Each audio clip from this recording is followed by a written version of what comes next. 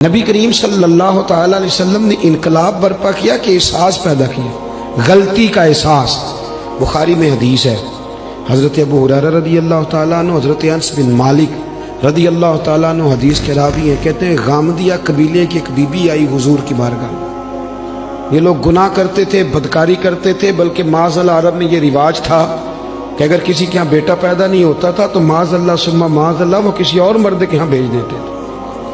وہ تو اس کو عیب ہی نہیں جانتے تھے۔ آج بھی آپ یورپ میں کوئی اس کو عیب سمجھا جاتا ہے؟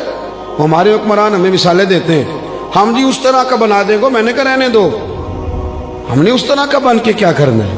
اللہ کا فضل ہے، میرے ملک میں آج بھی بہت ساری شرم و حیا ہے، بہت سارا کرم ہے اللہ کا، وہاں تو حد بندہ ہی کوئی نہیں۔ کس طرف آپ جا رہے ہیں؟ قبیلہ غامدیہ کی عورت آئی تو حضرت ابو ہریرہ کہتے ہیں وہ رو پڑی، اور اس طرح روئی کہ جیسے بڑی تکلیف میں۔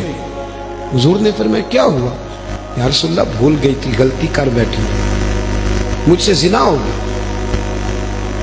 حضور صلی اللہ، اب دیکھیں ذرا، یہاں مجرم کو مار مار کے منواتے، وہ مانتا نہیں کیونکہ وہ پاک ہو کے دنیا سے جانا نہیں نہ چاہتا۔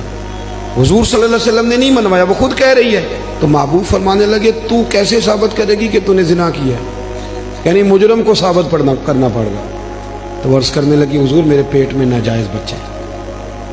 حضور نے فرمایا واپس جا، کہ بچہ پیدا ہو جائے تو پھر آنا، گویا غلطی تیری ہے، تیرے بچے کی تو نہیں ہے۔ 8-9 ماہ کے بعد دوبارہ آئی تو پھول سا بیٹا گود میں، آ کے کہنے لگی کوئی 2 سپاہی نہیں حضور نے بھیجے کہ دھیان رکھنا بھاگ نہ جائے۔